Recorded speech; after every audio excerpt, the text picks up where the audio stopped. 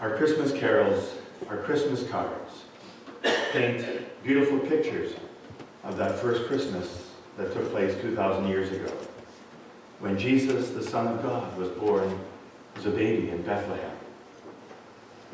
Well, this evening we're looking at one of the parts of that Christmas story, the shepherds and their role that they played. In their day, shepherds belonged to the fellowship of the forgotten. They were a class of people that were not welcomed anywhere. You might have thought of them as respectable, blue-collar type worker people, but not really. Those harvesters of would-be wool, they wore no collars. They had no status. They were amongst a group of people classified then in the Middle East as being the overlooked, the despised part of society. In the culture into which Jesus was born, shepherds had very little chance of ever doing anything different for the rest of their lives, even if they wanted to. King David, from 1,000 years before the birth of Jesus, was one notable exception. In Michael and Stormy Amartyan's Christmas song, Nothing Ever Happens to a Shepherd, they tell us the story of the real and very different understanding of what it was like to be a Middle Eastern shepherd from that long time ago. Here's some of the words from the song. It's cold outside in this God-forsaken place, and we're stuck here with 1,000 sheep. While life is exciting for everyone else, the highlight of our day is sheep. It's lonely out here in this isolated job. Our position is without esteem. We're socially challenged. We're society's scourges. We're not exactly every woman's dream. Shepherds have a humble purpose. Of our fate, few people care. Sometimes I wonder if God knows we exist. If he does, he's forgotten where. Nothing ever happens to a shepherd. Life is as boring as can be. While exciting things happen all over the world, nothing ever happens to me. That's an incredible description of what it was like to be an overlooked member of first century Jewish society. To be a shepherd was certainly not a glorious job.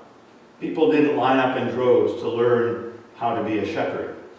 They were born into that part of society and they almost never left. But they forgot that shepherding had incredibly great roots in their past. For without shepherds, the people of God would have been completely lost.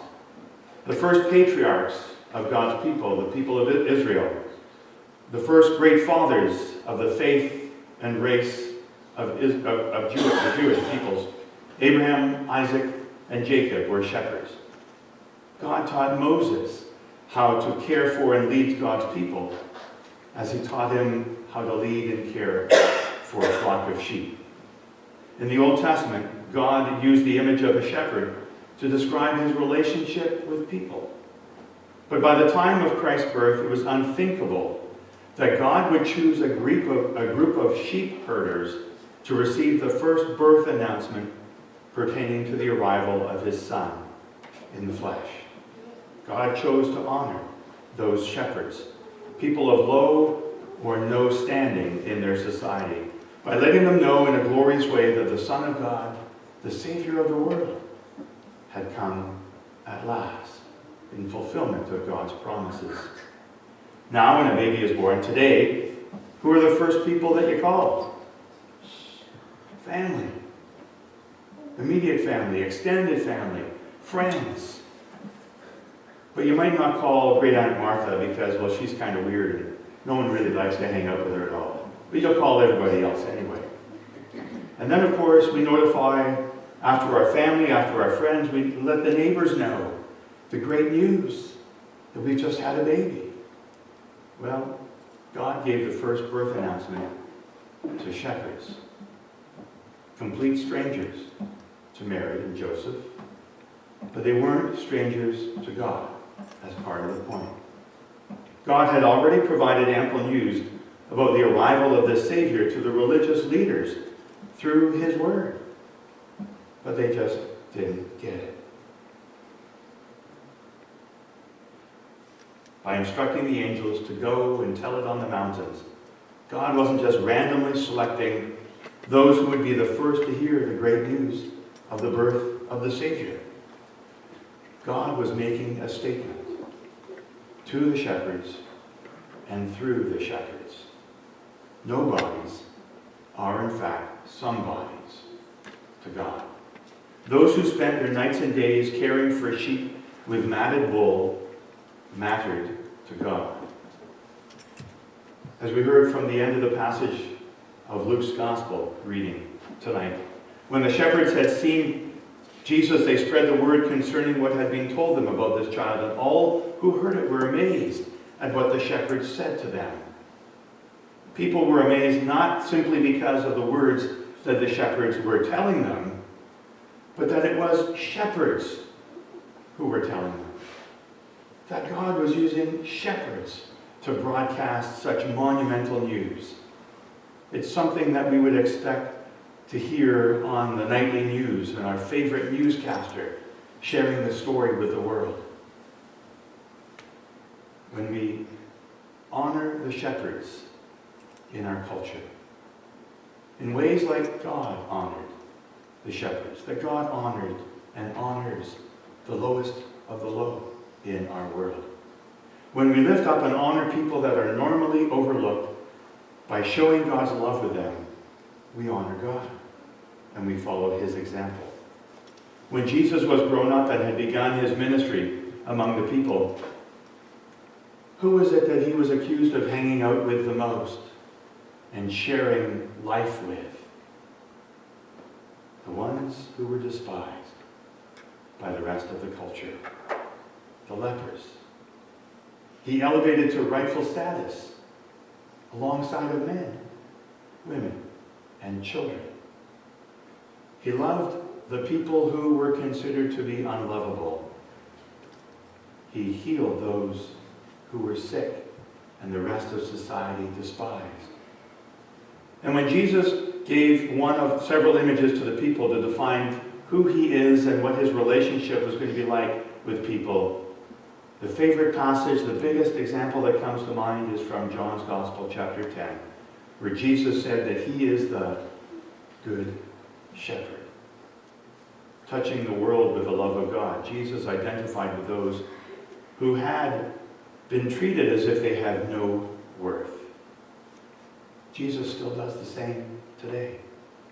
Whether we like it or not, Jesus says very clearly in the Gospel according to Matthew chapter 25 that when we care for others, especially the overlooked, the undervalued, the unloved of our societies, we are therefore also caring for Jesus.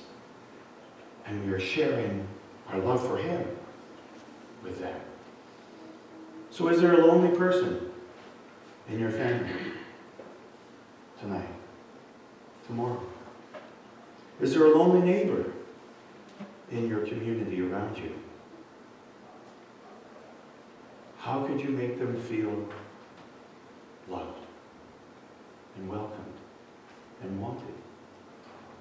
A plate of homemade cookies, a cup of Christmas tea to take to them.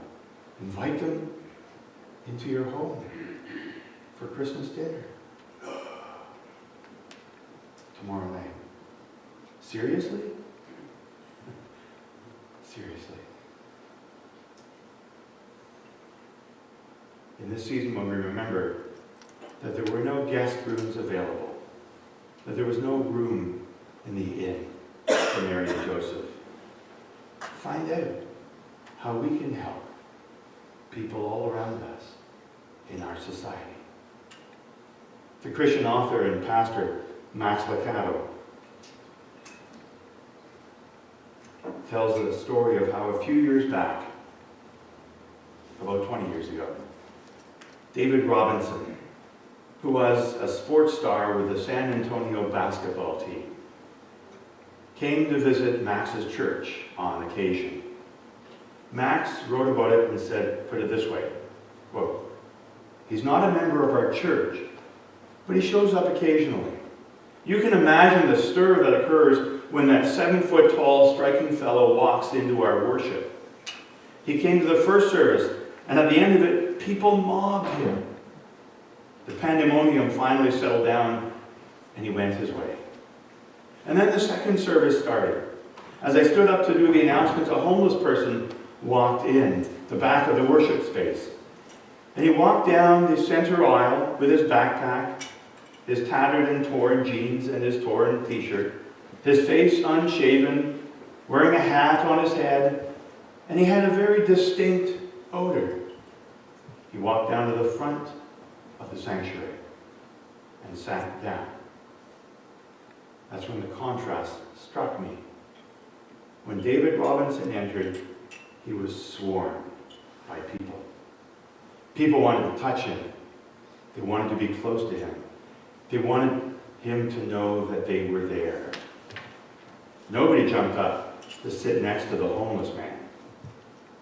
After a few awkward minutes, one of our elders went and sat beside this man and touched him. I was struck. The message I received that morning was, if you want to touch Jesus, whom do you touch? End quote. God touched our world with his awesome love, his forever presence through his Son Jesus. Jesus touched our love, touched with love and care all manner of people, and especially the untouchables. Jesus still reaches out to touch us and all people today with his love, to share it with others. As Jesus said, whatever you have done for the least of these, my brothers and sisters, you have done for me. God is still counting on messengers like the shepherds today to say what the angel said to those shepherds 2,000 years ago. We're here to announce a great and joyful event that is meant for everyone. So who are his messengers today? All of us. All of God's children. Touched by God to touch and honor everyone, especially the overlooked. Thanks be to God. He has touched me and you. And he continues to touch us, that we would share his love with all.